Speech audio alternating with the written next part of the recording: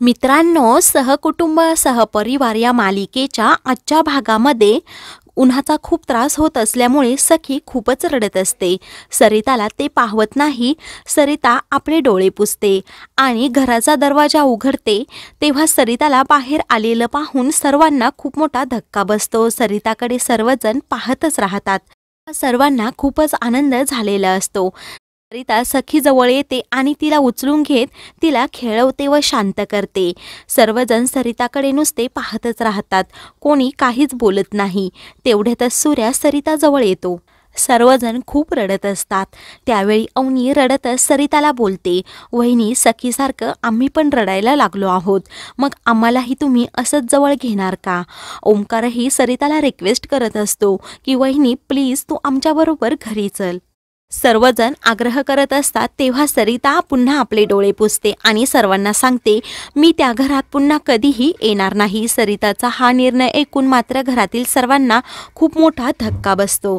तेव्हा अंजी विचारते, "अगं तायडे, असं काय झालं आहे की तू आपल्या घरी पुन्हा येणार नाही?" सूर्य तर नुसता पाहतच राहतो. सरिता सांगते, "मला हे कधीही सांगता येणार नाही आणि मला कोणी आग्रह पण करायचा नाही." सरिता कोणाचंच ऐकत नाही. तेव्हा ती सांगते, "जर तुम्ही आत्ता इथून गेला नाही तर मी पण इथून कायमची निघून जाणार." हे ऐकून मोरे कुटुंब अजूनच टेन्शनमध्ये येतं. तेव्हा अंजी रडतच विचारत असते की "तायडे, तुला आमचा एवढा कंटाळा आला आहे का?" तेव्हा सरिता नाही बोलते आणि "लग्न करून जेव्हा सासरी गेले तेव्हापासून मी तिथेच राहत आहे, परंतु आता माझा श्वास कोंडतो तिथे." तेव्हा सरिता हात जोडून सर्वांना विनंती करते, "मला घरी येण्याचा आग्रह करू नका. मी कधीही येणार नाही आणि जर तुम्ही आग्रह केला तर मी इथून निघून जाईल. पुन्हा कधीही तुमची वहिनी तुम्हाला दिसणार नाही." तेव्हा अवनी सरिताला बोलते, "ठीक आहे वहिनी, जर तुम्हाला आमचा एवढाच त्रास होत असेल तर आम्ही सर्वजण इथून जातो, परंतु तुम्ही सुखात राहा आणि तुमच्याबरोबर बाळाची पण काळजी घ्या." तेव्हा अंजी रडतच विचारते, "तायडे, तू आज नाही तर उद्या नक्की येशील ना गं?" तेव्हा सरिता सांगते, "पाहू काय करायचं ते." असं म्हणून ती आतमध्ये जाते आणि दरवाजा लावून घेते.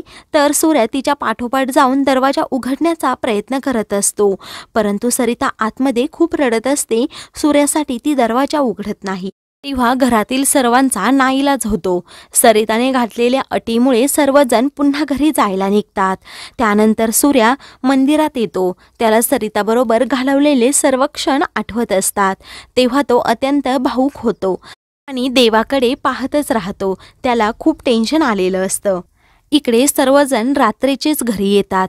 तेव्हा अंजी आणि वैभव खूप विचारात पडतात की नक्की काय झालं असेल. सरिता वहिनीने एवढा टोकाचा निर्णय का घेतला असेल? कारण नवरा बायकोमध्ये छोट्या मोठ्या कुरबुरी तर होतातच, परंतु नक्की काहीतरी मोठं झालं असेल. तेव्हा वैभव बोलतो, "परंतु काय झालं आहे हे आपल्याला पशा सरिता वहिनी आणि दादा पण सांगत नाही." तेव्हा अंजी बोलते, "आता एक अशी व्यक्ती आहे जी आपल्याला सर्व सत्य सांगू शकते, परंतु जरा वेगळ्या पद्धतीने आपण प्लॅन केला पाहिजे." तेव्हा वैभव विचारतो, "कोण अशी व्यक्ती आहे?" तेव्हा अंजी सांगते, "ज्योतिताई." तेव्हा वैभवच्या डोक्यात प्रकाश पडतो. वैभव अवनीलाही त्याबद्दल सांगतो आणि "तू आतमध्ये चल," असं अवनीला बोलतो. सर्वजण आतमध्ये येतात. तेव्हा सर्वांना आलेलं पाहून ज्योती लगेच त्यांच्याजवळ जाते आणि अवनीला विचारते, "सरी सापडली का? नक्की काय झालं आहे?" तेव्हा अवनी आतमध्ये निघून जाते. त्यावेळी अंजी आणि वैभव मिळून ज्योतीला सांगत असतात की "वहिनीने आम्हाला सर्व सांगितलं आहे." तेव्हा वैभव पण ज्योतीला विचारतो, "ज्योती, तू हे का केलं?" ते दोघेही नजर रोखून बोलत असतात. ज्योती पूर्णपणे घाबरलेली असते. अंजीही तिला बोलते की "वहिनीने आम्हाला सर्व सांगितलं असून हे कारण तूच आहे." जी ज्योतीला खूपच प्रश्न विचारत असते. तेवढ्यात अवनी तेथे येते आणि अंजीला विचारते, "वहिनींनी सर्व कारण तुला कधी सांगितलं?" हे ऐकून अंजीचा चेहरा पडतो. वैभव अवनीकडे खूप रागाने पाहत असतो, कारण ह्या दोघांचा प्लॅन अवनीनेच फेल केलेला असतो. वैभव रागातच अवनीला बोलतो, "अवनी, तू अगोदर रूममध्ये चल." तर ज्योती अंजीला विचारत असते की "सरीने तुम्हाला असं काय सांगितलं ते तरी मला सांग." तेव्हा अंजी काहीच सांगत नाही.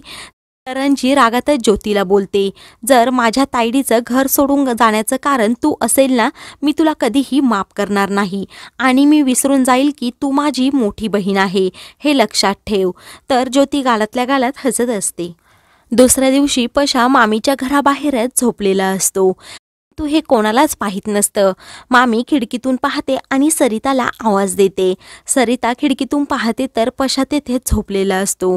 तेव्हा सरिता मामीला बोलते, मी यांना आता कसं समजावून सांगू.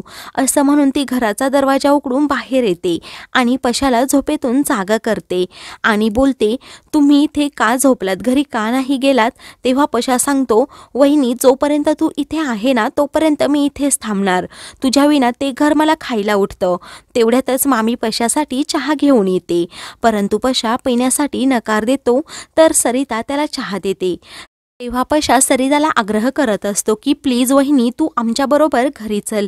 सरिता नकार देते आणि सांगते, मी पण त्या घरापासून दूर राहून अजिबात सुखात नाही, परंतु काय करू, तुमच्या दादाच्या सुखासाठी मला हा निर्णय घ्यावाच लागेल.